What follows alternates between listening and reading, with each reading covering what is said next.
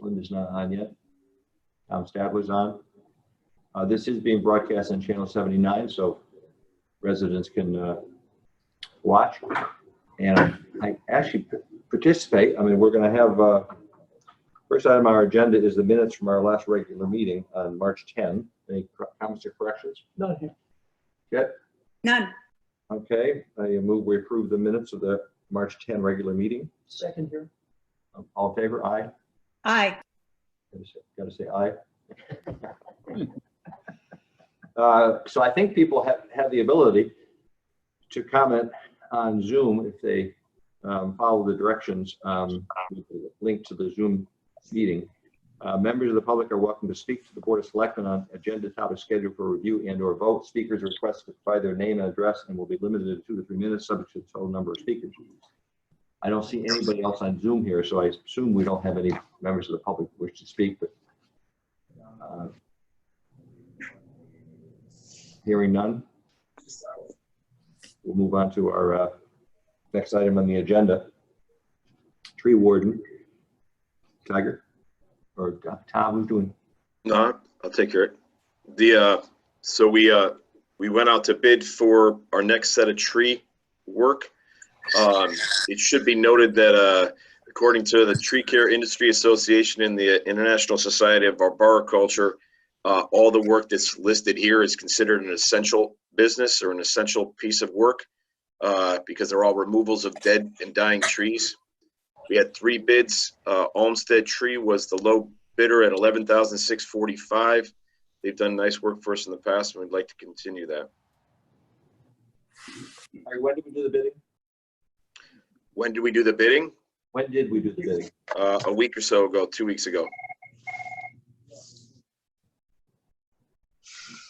The tree bid date was March 5th, Kevin. Yeah.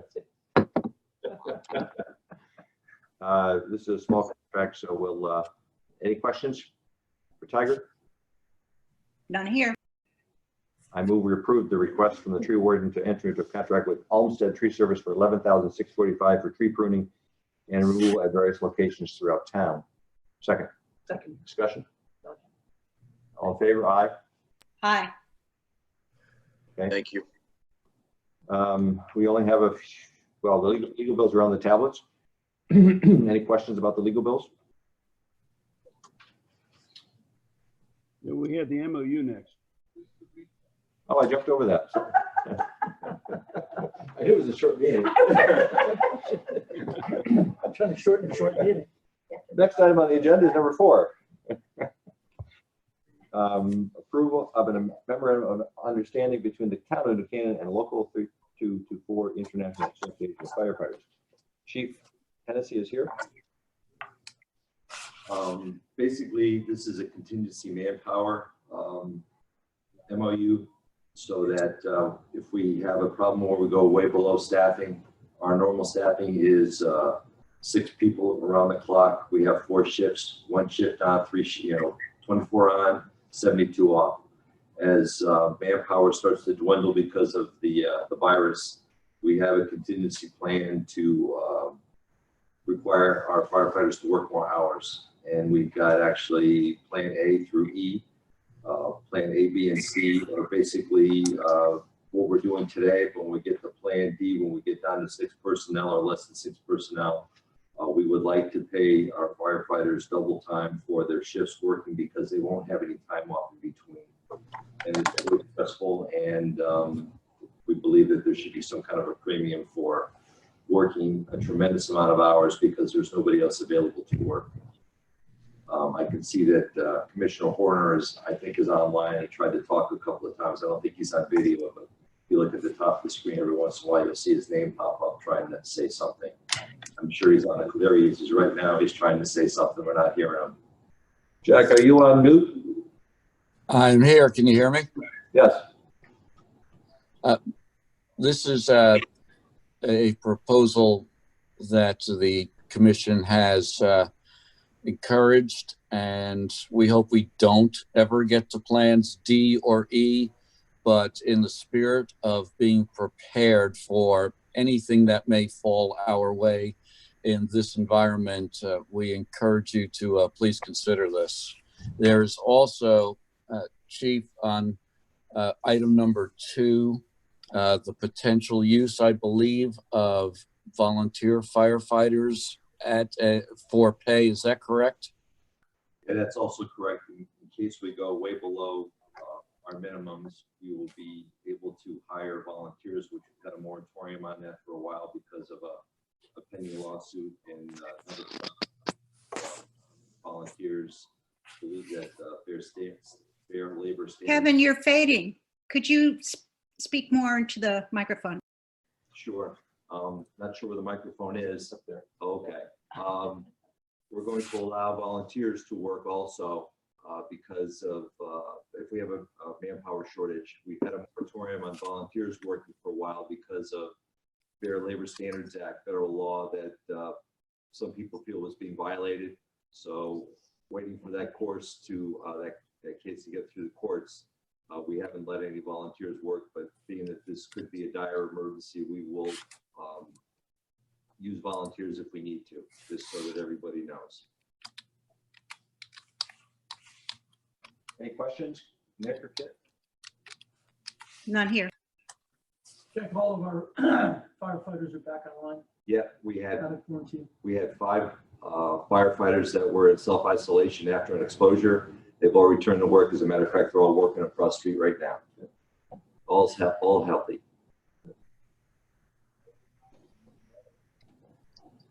No further questions?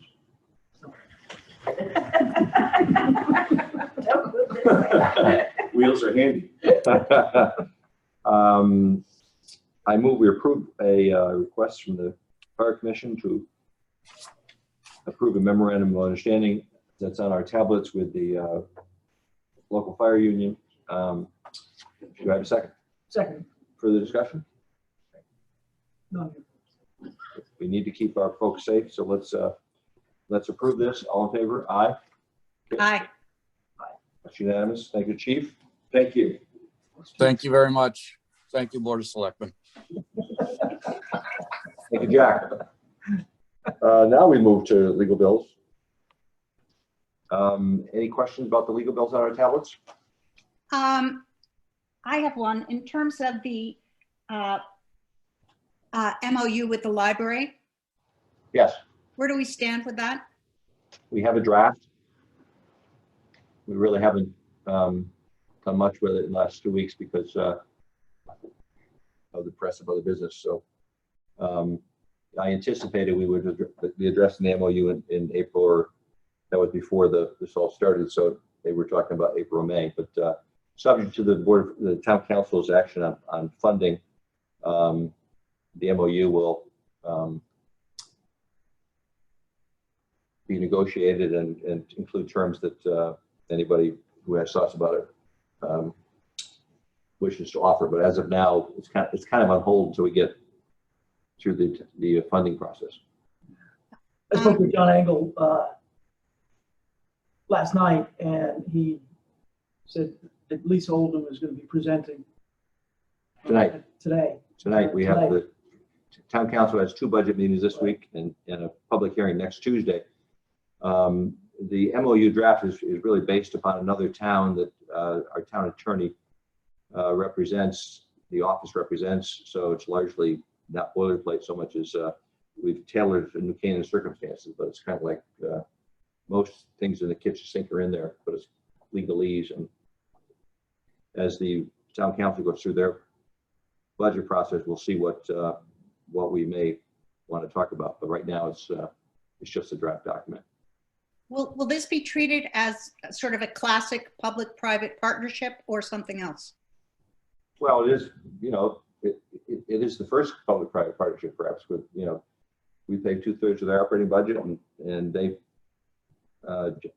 historically have done all their capital. So it's the classic public-private partnership. In Connecticut, most libraries are not municipal operations as they are in New York State and other places, but they're public-private partnerships.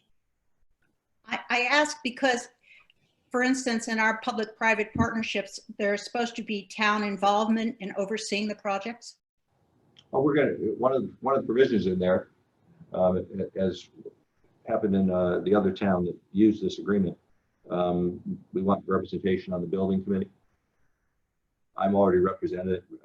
I'm ex officio on the board of directors, although usually it conflicts with the board of finance meetings, so I can't attend usually, but we have a right to, you know, we couldn't have more access to information that we have. I mean, the board of finance does a very careful job with reviewing their budget every year. So. No, I'm talking about, for instance, with the fields, that to have oversight by the town Well, we have oversight with the budget process. of the project. We will have representation on the building committee. We haven't determined how many representatives we'll have on the building committee, but you know, we want to have oversight to make sure that the project is properly constructed and doesn't go over budget. And also, in terms of dispersal of funds, how does that work? Well, again,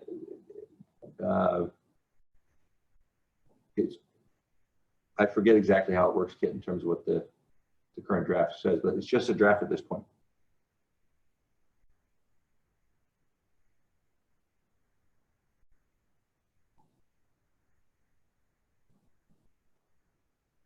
Anything else on legal bills? Nothing here. I move we approve the legal bills on our tablets. Second. Further discussion? No. All in favor? Aye. Okay. There's a few tax overpayments on the tablets. One property and 12 motor vehicle, totaling $8,403. Any questions about those? I move we approve the tax overpayments. Second. Payment. Further discussion? Did you move or second? I second. I moved. All in favor? Aye. Aye. Contracts. There's no contracts under $5,000, Tom, on the tablets? That's correct. There are none. Okay. Although we are acquiring various materials for the current emergency. I'll make a few comments before we want to talk broader about general matters. Obviously, the EOC is in operation. Mike Handler as Emergency Management Director and Jen Allison as Health Director are doing a fabulous job coordinating this effort. We currently have, according to Jen, 13 cases in New Canaan. As you know, unfortunately, 3 people have died. One resident is in ICU in the hospital, and all the new cases we've had, the 8 or so cases, are the result of people traveling from other areas. So we don't seem to have much community transmission from the 13 people we know. The testing that started last Friday tried to continue tomorrow, but the weather was terrible and the tent blew away, so we only got 15 tests in. I believe that we're going to continue testing on Thursday morning or afternoon and Friday also. We have a backlog of a couple hundred people that would like to get tested here. There's also testing available at Norwalk Hospital, Stanford Hospital, and Greenwich Hospital with a prescription from your private physician. So as you know, we closed town hall as of yesterday to visitors. Most employees are working from home.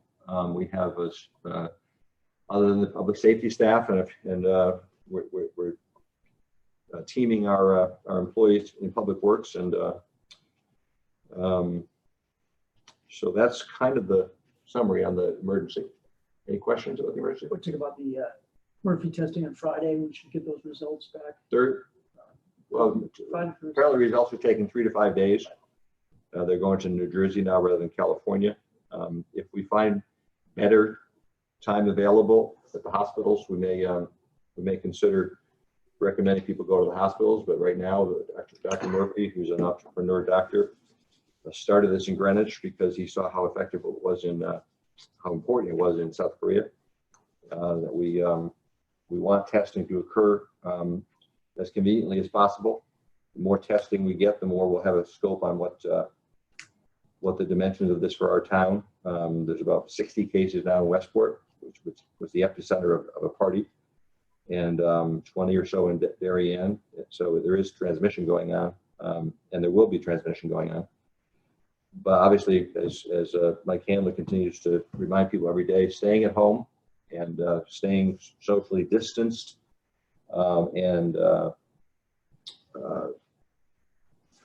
these are the most important thing. Washing your hands frequently.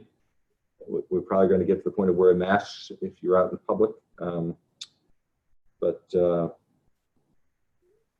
people need to take it seriously to try to avoid contact with other people.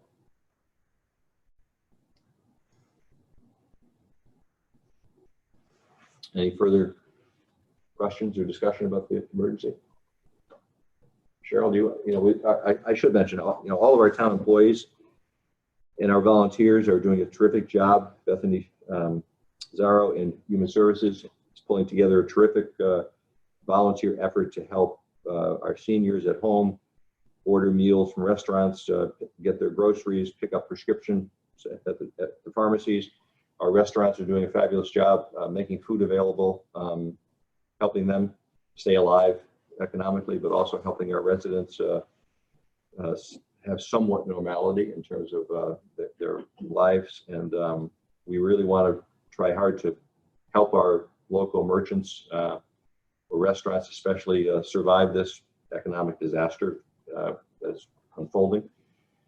But so I want to thank all of our town employees, thank all of our volunteers, and especially thank Mike Handler and Jen. They're doing an absolutely tremendous job with the EOC and getting our communications out there. I couldn't agree more. I mean, the way this town has come together in something that is completely unprecedented in the history of this town. Right. This is a war. And it's amazing how we all pull together. And I echo your thoughts and your thanks. And if you want to volunteer, there's a lot of people reached out to me. Call Bethany Zara at HHS. She will, she'll put you on a list, and you can step up and volunteer. We need volunteers. The Exchange Club and other groups are coming forward to volunteer. We'd like to have a one-on-one relationship where a volunteer takes one or a few seniors to be able to go to the grocery store and instead of having them go. The biggest risk here with this disease apparently is seniors, as evidenced in Italy and otherwise. There's been almost no child cases around the world, which is remarkable. Cases in terms of severe illness or death. In many cases, it will just be a mild cold or, but many people can be transmitters without being sick. And that's why it's critical that we all, as much as possible, stay home or stay separated from other folks. I should mention too, and I keep on forgetting to do this, the Community Foundation has started a fund.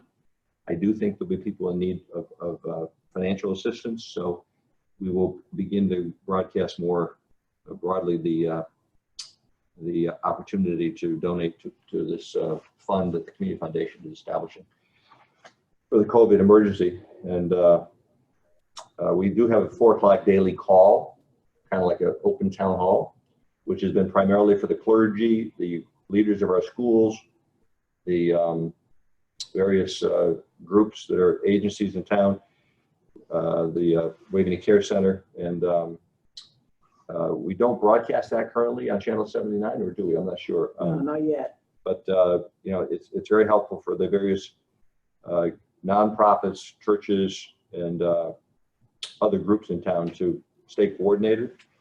We have a morning 8 a.m. EOC call, which is coordinating all the public safety and town resources. So that's kind of the picture as of now. Any questions, Kit? None. Anything else we'd like to discuss besides the emergency? The emergency is sort of numero uno right now. We we don't have a lot of other things that take priority. So, anything at all? Just say again, you know, we need volunteers. If we want to achieve a one-to-one, Yeah, right. you know, for our seniors ratio, we need you to step up. I've actually taken on you as the senior, as my senior.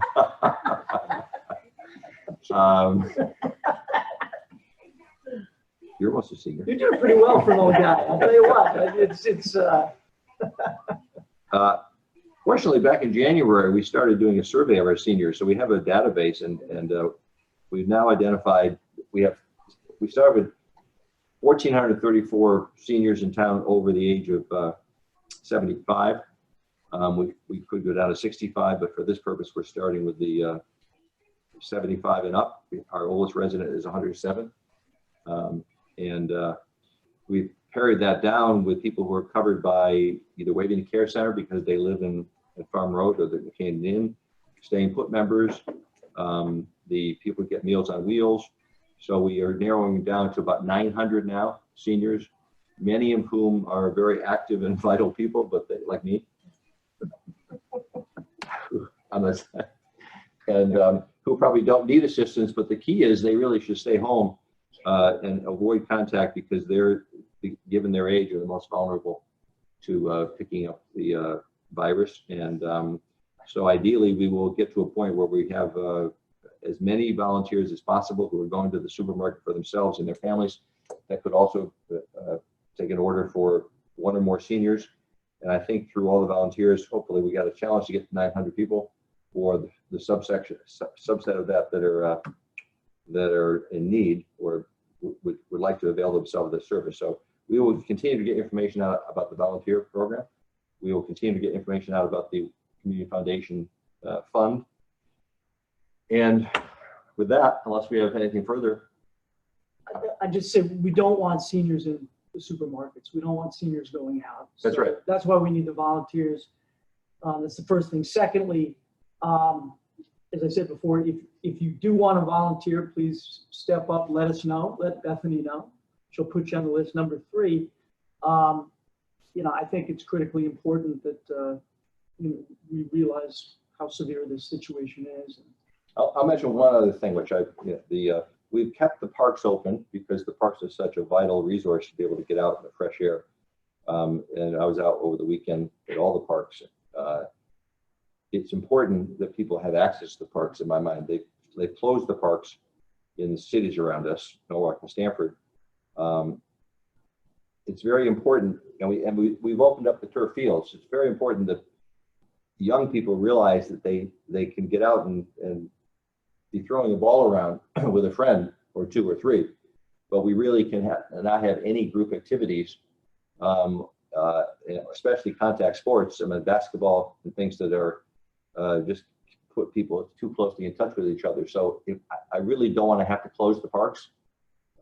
Some people think we should. I appreciate that. We have some visitors from New York State, et cetera. So we're going to continue to assess how well people are behaving. And I really would like to avoid closing the parks. As we get further experience, we'll have to reevaluate that as we go forward. I think it's great that we've kept the parks open. People want to go outdoors. They want to get fresh air. It's springtime. It may be the only time you can get outside of the house. So especially as this is going to go on for 6 or 8 weeks, perhaps, and if people are not allowed to be in the parks, I think it'll be a tragedy. So, but remember that if you're throwing a ball around, you can pick up through contact the virus. So you need to wash. Use Purell. We have a resident in town whose company makes an alcohol-based hand sanitizer, which they're donating to the police department and other people. So a lot of volunteers are coming forward with helpful things. Someone made the suggestion that we encourage everybody to walk either counterclockwise or clockwise in the park. I don't know that's really feasible because people enter the parks from different locations and go in different directions. But we will, we welcome suggestions and we welcome volunteers. So I encourage our town officials to jump on the 4 o'clock calls. And as things evolve, we'll continue to make adjustments or continue to improve our approach to this. But I think we're doing a pretty good job right now. Steve Carl yesterday at the 4 o'clock meeting suggested a lot of us did the CERT training, and in those red backpacks, there are N95 masks. And so it's a good place to get them. Someone gave me a mask here yesterday. Did you give me the mask? Just appeared on my desk. So It's a signal. We're trying. you know, we take our temperature every day, everybody on the EOC, and so I encourage everyone to take your temperature. If you have a fever, be in touch, and we will get you tested. It's very important that people stay healthy, and I've been reading about, you know, besides the dry cough and the elevated fever, which I think is like 100, has to be over 101, and that also a frequent sign is a lack of taste or smell. So I think I've exhausted my knowledge of And shortness of breath. this shortness of breath. Shortness of breath. Any questions or any further comments? Not for me. Okay, with that, I move that we adjourn at 8:57. Okay, stay healthy, stay home. Thank you. Stay safe, everybody. You have 2 chats, it looks like, Kevin, if you bring the mouse to them.